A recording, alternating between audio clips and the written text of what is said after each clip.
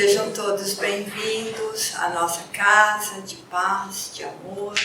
Antes de começarmos, eu quero falar da troca de fichas, porque quem vem a primeira vez ou está acabando de chegar não entende muito por que a gente troca as fichas no domingo. Só no domingo que ocorre isto, tá?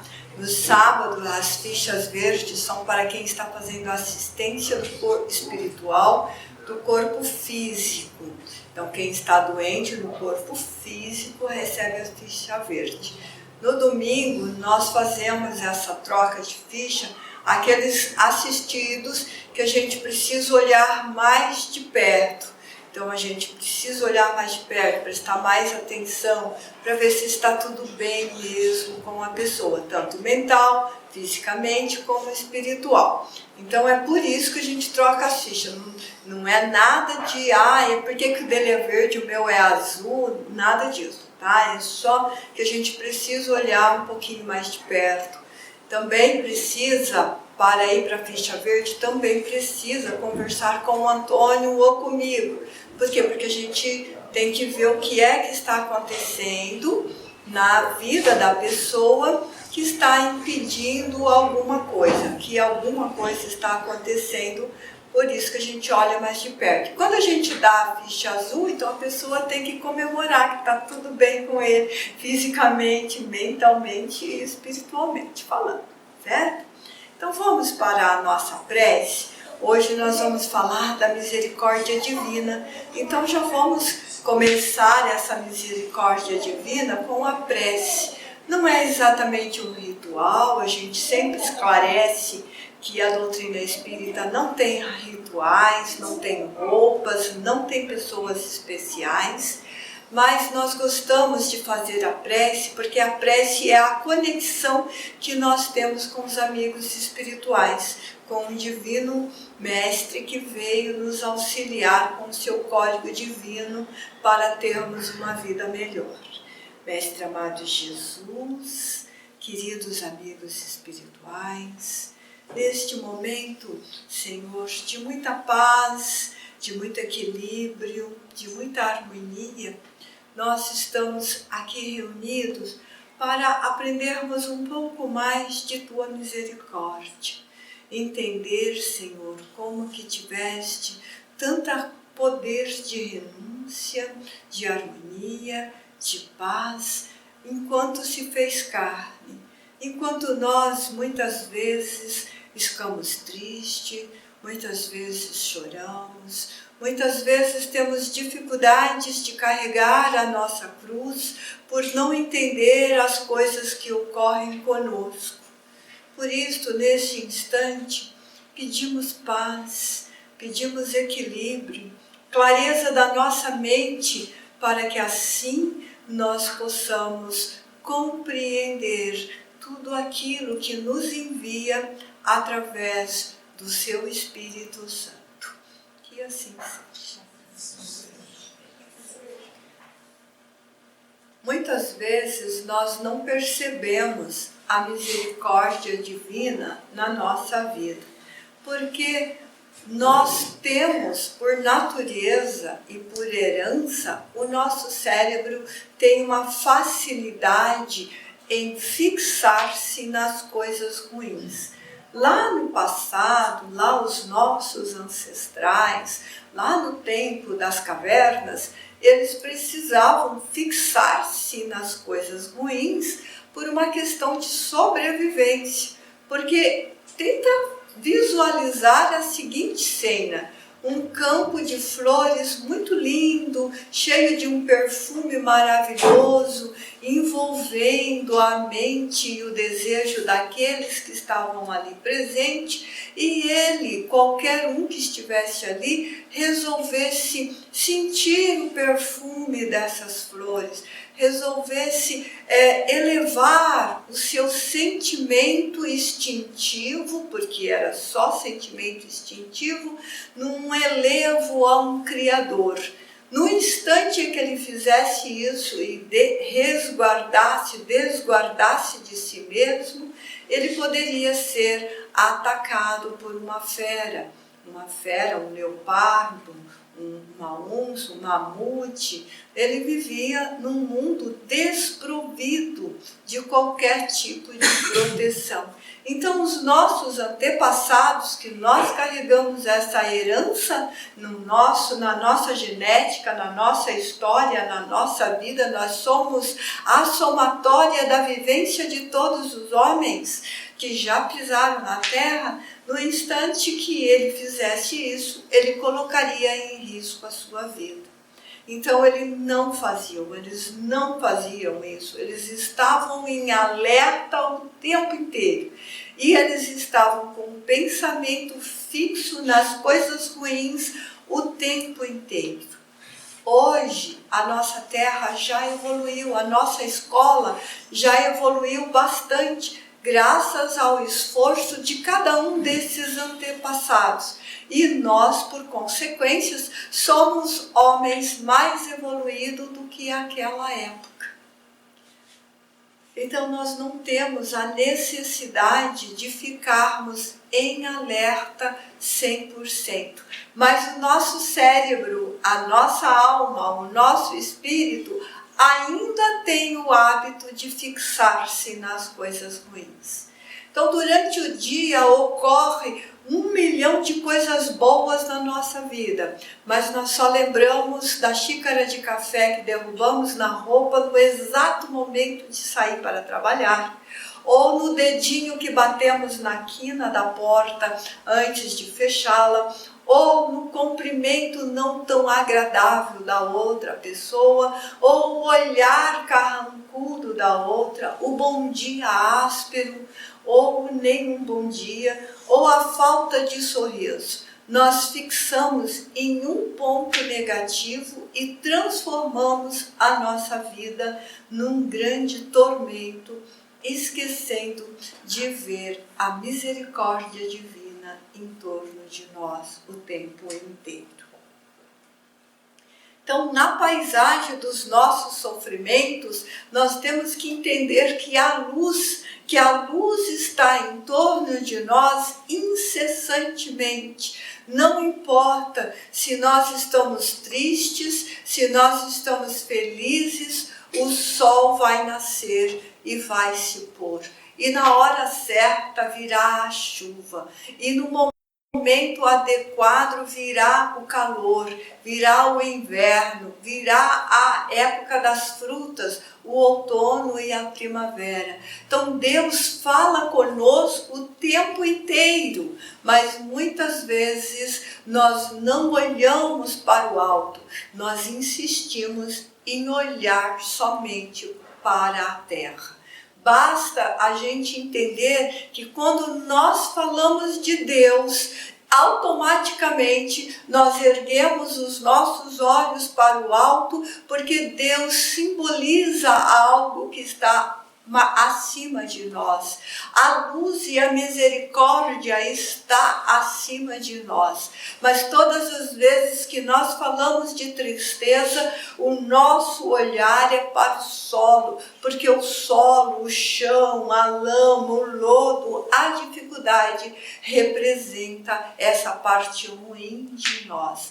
E nós precisamos aprender a manter a nossa cabeça erguida. Nós precisamos aprender a olhar para o alto, buscar essa misericórdia, porque Deus nos socorre o tempo inteiro, apesar de nós não percebermos isso com tanta clareza. Na verdade, nós gostaríamos que os céus se abrissem e Deus falasse conosco, e aí nós acreditaríamos que Ele existe. Os discípulos de Jesus também fizeram esse questionamento para Jesus. Falaram para ele, perguntaram desse Deus que estava oculto aos olhos dos homens. E Jesus disse: se eu falo das coisas da terra e vocês não conseguem entender, que dirá se eu falar das espirituais?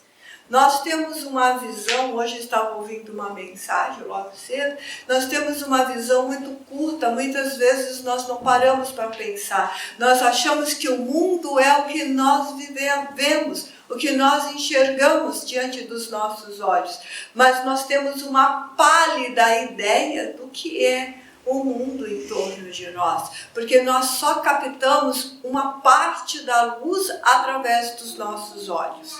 O mundo em torno de nós, a terra em torno de nós, é representada pelos nossos 5 sentidos, porque a maioria ignora os outros 2, apesar de termos 7 sentidos, a maioria ignora os outros 2.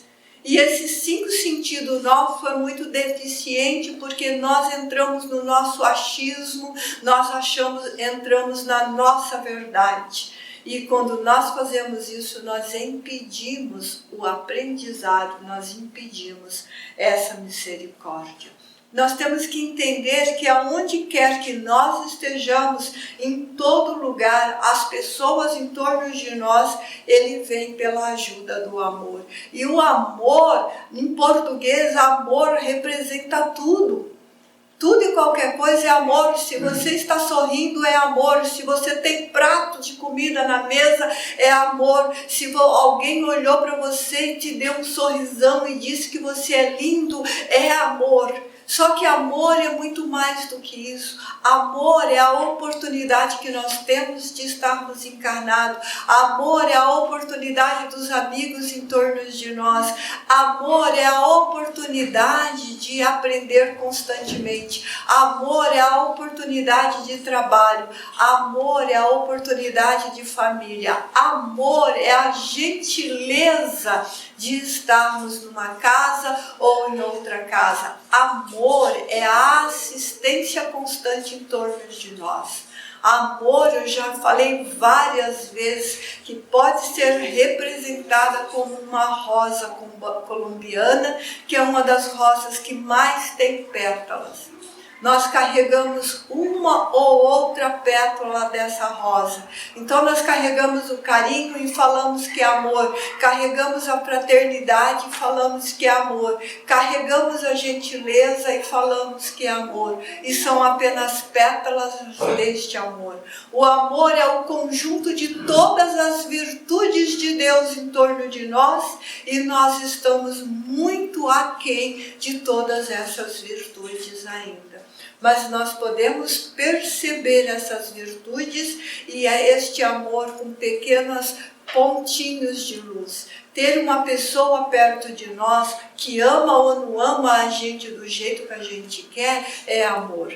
Ter alguém que fala, vai em frente, eu estou contigo, é amor. Ter alguém que está te protegendo em qualquer situação é amor. Ter alguém que diz, vai lá, eu confio em você, eu acredito, você é capaz, é amor. Mas a gente não percebe dessa maneira. Nós queremos que seja sempre do nosso jeito. Então a maioria de nós prefere esquecer ou deixar para pensar depois. Depois eu penso, depois eu vejo, depois eu olho, depois eu aproveito. Nós vamos desperdiçando os recursos em torno de nós.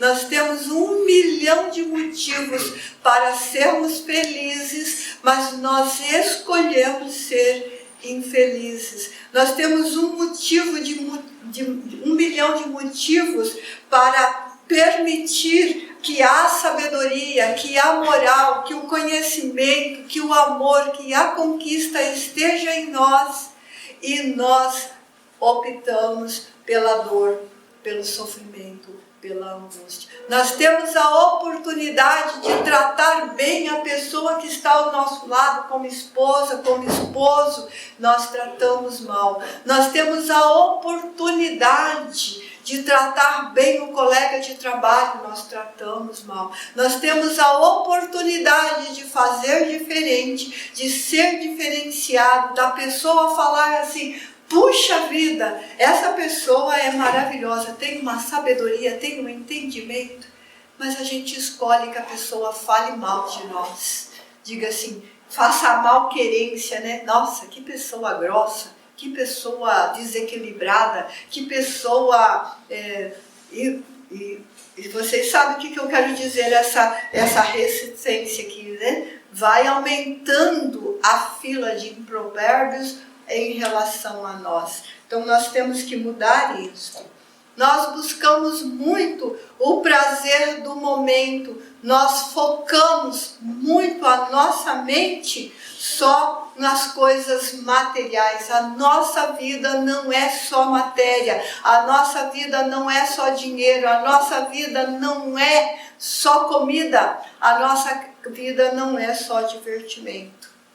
Nós estamos aqui para adquirir conhecimento. Nós pedimos para nascer, ao contrário de algumas pessoas que dizem assim: você tem que cuidar de mim porque eu não pedi para nascer. Não pediu mesmo.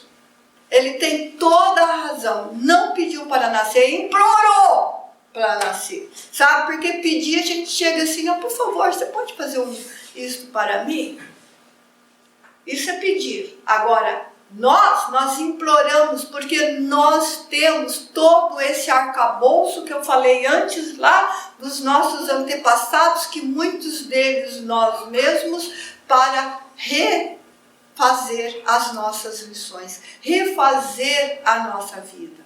E às vezes a pessoa diz assim: Soninha, mas acontece que Deus fez uma única vida, fez uma vida e acabou. Ele não fica fazendo vidas em pedacinhos. Verdade também, Deus não faz vida em pedacinho. Ele criou o espírito simples e ignorante para total aptidão de conhecimento. Para chegar no seio eterno de Deus, há necessidade de aprender. A nossa vida encarnada são etapas de um espírito velho, antigo. Tem gente que não gosta de falar isso.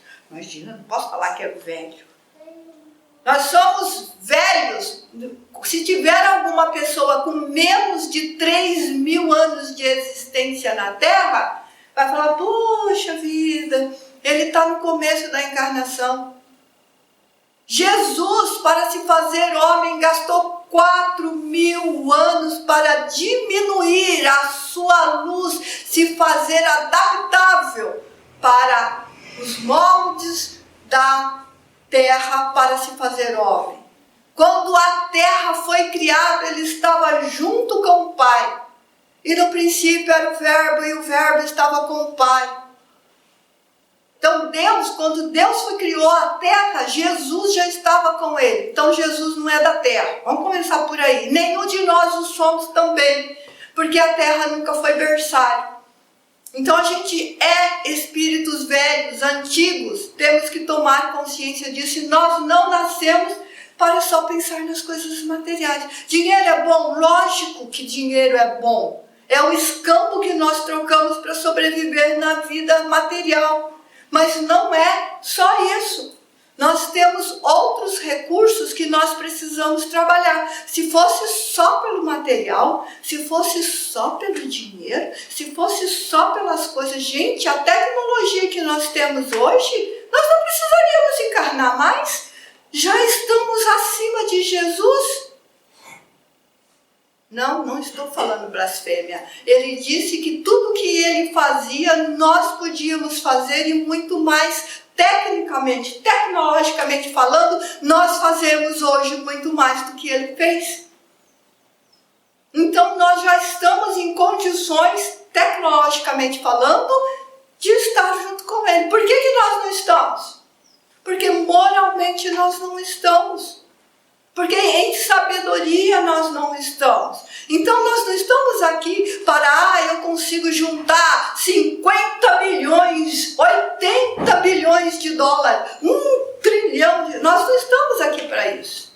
Isso nós já sabemos fazer. Qualquer pessoa que levanta às 6 da manhã e vai dormir 11 horas da noite trabalhando todos os dias tem uma vida boa. É isso mesmo. Quem quer ter uma vida boa no Brasil tem que trabalhar das 6 da manhã, né, Simone? Das 6 da manhã às 11 da noite. Todos os dias. 16, 10 horas, 12 horas, 16 horas ela trabalha, que eu estou brigando com ela por causa disso. Todo mundo pode fazer isso. Mesmo que tiver a média de QI 60, pode fazer isso. Porque se ele não sabe administrar uma empresa, ele sabe sabe ser pedreiro, ele sabe fazer qualquer outra coisa.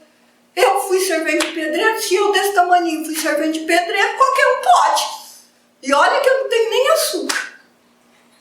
Então qualquer um pode. Então nós não estamos aqui para matéria. Matéria nós já sabemos fazer. Material, dinheiro nós já sabemos fazer. Nós estamos aqui porque se uma pessoa olha para a gente de travessado, a gente vai arrumar briga. Se um cara fecha a gente no trânsito, a gente xinga ele. Se o esposo não olhou para você, não falou bom dia, se te chamou de atravessado, você, o que foi? Dormiu com o quê? Dormiu com os espinhos? Dormiu com os capetas? E aí é para isso que nós estamos aqui, para controlar esse instinto. O instinto animal que nós temos. O restante a gente sabe fazer. Imagina! Até criancinha, tem uma menininha ali de 11 anos que ela disse para mim assim, eu adoro cozinhar. Sei fazer bolo, sei fazer ovo, sei fazer isso, sei fazer aquele outro. Então, nós sabemos fazer isso. Ah, mas não, a gente tem que dizer que é doente, a gente tem que dizer que não pode, a gente tem que dizer que é incapaz, a gente tem que dizer que tem TDAH, autismo, sei lá eu mais o quê.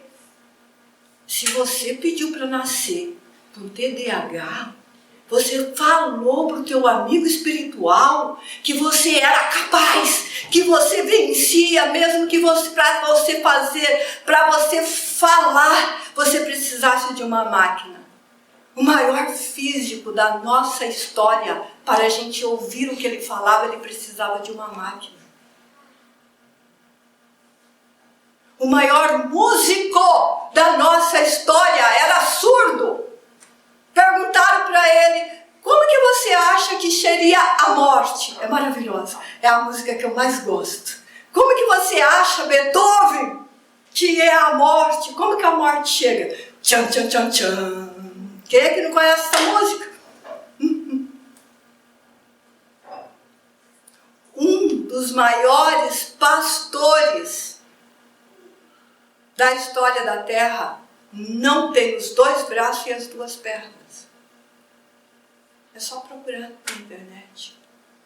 Então, não, gente, as limitações, elas não estão aqui para a gente fazer-se de vítima. Ela está aqui porque a gente disse que eu vou provar que mesmo com limitação eu consigo.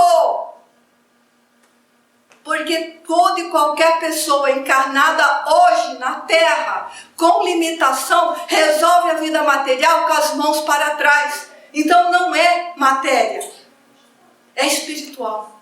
É espiritual.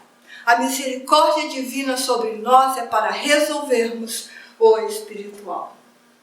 Quanto mais aumenta os problemas em torno de nós, igualmente as soluções. Igualmente as soluções. Por que a gente não enxerga a solução? Porque a gente enfia a cabeça no buraco igual Ema. Que a Ema não faz isso, viu gente? Porque eu morei no Mato Grosso. Eu sei que a Ema não enfia a cabeça no buraco. Isso é coisa de desenho. Entendeu? Então, por que a gente enfia a cabeça no buraco? Porque é mais fácil reclamar, é mais fácil ser mimizento, é mais fácil colocar a culpa no mundo. Se nós estamos passando por alguma dificuldade, pode ter certeza, foi você que pediu. E eu vou falar um conselho para vocês. Meu esposo está ali de pé, olha, prestando atenção em mim, ele sempre diz isso. Na próxima encarnação, eu vou estar junto para impedir você de falar na prateleira do Senhor. Desce! Desce, porque depois a gente tem que ajudar a carregar, né? Então tem essas coisas. Então, não peça tanto assim. Peça uma coisinha ou outra. Eu ainda não aprendi a perdoar. Me coloca no meio dos meus inimigos. Eu ainda não aprendi a ser bonzinho, me coloque com uma pessoa ruim. Eu ainda não aprendi a rezar, me coloca no meio dos pastores, dos padres, dos dirigentes espíritas, que eu vou aprender a rezar na mar. Então, aprenda a fazer isso.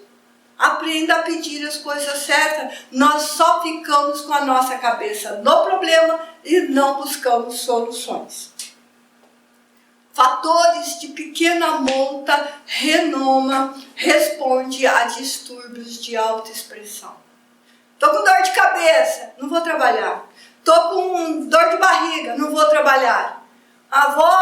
não vou hoje na casa espírita da paz porque eu acordei assim enjoado. Assim, a hora que eu acordei de manhã, sabe? Não me caiu bem o leite da manhã, então não vou dar passe não. Por quê? Porque estamos com a cabeça lá no problema, em vez de estarmos nas soluções. Se a gente olhasse para Deus e dissesse assim, Senhor, pela tua misericórdia divina, só hoje, só por hoje, eu te garanto, Senhor, que é só hoje que eu vou te pedir mais misericórdia. Mentira, no outro dia você pede de novo. 5 minutos depois você pede, mas fala que é só aquele momento, só por hoje. Quem conhece o programa de recuperação de AA sabe que é desse jeito. Só por hoje eu não bebo. Só por hoje eu não abro a garrafa. Só por hoje eu estou sóbrio. Porque se ele falar que é pro resto da vida, ele esquece. 2 dias depois ele esquece. A gente também, qualquer promessa que a gente faça para o resto da vida, a gente esquece. Olha, eu prometo para você que eu vou te tratar bem na saúde, na doença, que eu vou te tratar bem na alegria, na tristeza. Aí você acorda de manhã com dor, por que você está assim? Ah, não, é que eu estou com dor. Não, mas você só reclama, mas você não prometeu, criatura de Deus, que ia tratar bem? Ô, meu amor, o que eu posso fazer para te ajudar, para aliviar a sua dor? Trate bem, nós prometemos para a pessoa que a gente fala que ama e que vê. Vamos lembrar Jesus? Se você diz que ama o seu irmão e trata ele mal, você é um mentiroso. Porque se você trata mal o que você vê, como que você vai amar a Deus que você não vê? Então a gente tem que pensar nisso. A pessoa na minha frente é Deus representado em figura humana, que Deus não é humano. E se eu consigo tratar bem a figura humana, eu vou conseguir tratar bem a luz, a energia, a causa primária de todas as coisas. Então é assim que a gente tem que fazer para adquirir serenidade. A vida, desse modo, são experiências. E as nossas experiências fazem o quê? Vai moldar quem? O nosso espírito. O nosso espírito precisa ser feliz para ele expressar a felicidade no corpo físico. Se eu estou triste, o corpo físico ele é só o carro do espírito. O espírito que está vivendo, que está encarnando, que está aprendendo, que está buscando. Ele precisa buscar esses ideais de paz, de plenitude, de amor, de felicidade. E nós estamos aqui para fazer o quê? Para viver bem e não para exaurir as nossas forças. Bebe até cair, fuma até cair, come até cair, maltrata até cair. Então as forças nos acabam. Ah, eu quero viver, todo mundo tem medo de morrer, né? Eu quero viver até 80, 90, mas você faz tudo para viver até 80, 90 ruim, doente. Então morre mais cedo. Por quê? Porque é melhor. Viver uma vida ruim para dar trabalho para outra pessoa, é justo isso? Vocês acham que é justo? Eu vou abusar de tudo que eu tenho direito. Eu vou dar trabalho para o meu esposo? Vou dar trabalho para os meus filhos? Vou dar trabalho para os meus amigos? Já dou. Imagina pior. Então é isso que a gente tem que pensar, é isso que a gente tem que analisar. O que a gente tem que peneirar no nosso sofrimento? Compaixão, educação das almas, buscar o amor, buscar o entendimento, buscar a luz, buscar socorrer, amparar, não pensar só em si, só na sua dor, só na sua angústia, pensar na dor do outro, iluminar o outro, amparar o outro. Porque para termos progresso espiritual, é necessário renunciar a si mesmo. Para ter progresso espiritual, eu não posso olhar para a minha dor, eu tenho que olhar para a dor do outro, para servir de exemplo. Para ter progresso espiritual, eu tenho que me espelhar num ser que a gente chama de mestre. Mestre, professor, amigo, irmão maior, salvador. Nós nos referimos a Jesus como nosso salvador. Mas a gente continua de braço cruzado, como é que ele vai salvar? Não dá. E a palavra salvação quer dizer sabedoria pela razão. Eu sou capaz de ter sabedoria por mim mesmo. Eu sou capaz de ser sábio. Eu sou capaz de caminhar em direção a Jesus. Porque tem um monte de gente acreditando que Jesus vai voltar. Jesus já veio, gente. E ele disse, ele mesmo falou com todas as palavras: eu vim para que tenhas vida e vida em abundância. Quem quiser vir a mim a partir de agora, renuncie a si mesmo, pegue a sua cruz e me segue. Em outro lugar ele avisa: quem está cansado, quem está oprimido, quem está ofegante, quem não aguenta mais o seu fardo, vinde a mim. Ele não disse assim, eu vou até você porque você não está aguentando carregar o seu fardo. Ele diz, o seu fardo está pesado, vinde até mim. Porque o meu jugo, porque o meu fardo é leve. Qual é o jugo de Jesus? Qual é o fardo de Jesus? A misericórdia. Eu vim para que tenhais vida e vida em abundância. Eu vim para que possais iluminar. Quem bebe da minha água jamais terá sede. Quem bebe da minha água jamais terá sede. E não importa se você está atravessando o deserto da sua vida, se você estiver comigo, você está no oásis. É isso que Jesus ensinou. Por que nós não temos essa segurança? Por que nós não temos esse procedimento? Porque nós fixamos a vida na vida física. Então eu tenho duas notícias para todos, inclusive para mim. Todos nós estamos nessa corrida, porque é Paulo que ensina que nós devemos correr como campeões. Todos nós estamos nessa corrida da vida. Todos nós chegaremos em primeiro lugar na nossa vida. E o primeiro lugar é a morte. Todos, sem exceção. Não há, ninguém ficará para a semente, como fala a sábia da minha mãe. Ninguém ficará para a semente. Todos nós chegaremos na morte. E ao chegar na morte, a segunda notícia é que cada um vai colher o tesouro que angairou na vida física. Se eu trabalhei para pedras, para espinhos, para serpentes, eu vou colher isto. Se eu trabalhei para os tesouros da alma, para a amizade, para a alegria, para a felicidade, para o companheirismo, para a sabedoria, é isto que eu vou colher. A cada um segundo as suas obras, e o tesouro de cada um estará onde está o seu coração. Onde está o nosso coração?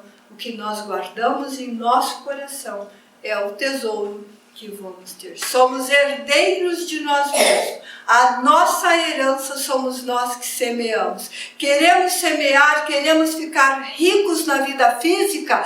Aleluia! Faça isso mesmo, seja rico, faça 1 milhão de caridade, multiplique a sua riqueza, mas tenha o mesmo tesouro espiritual, o mesmo tesouro, porque senão tem que recomeçar.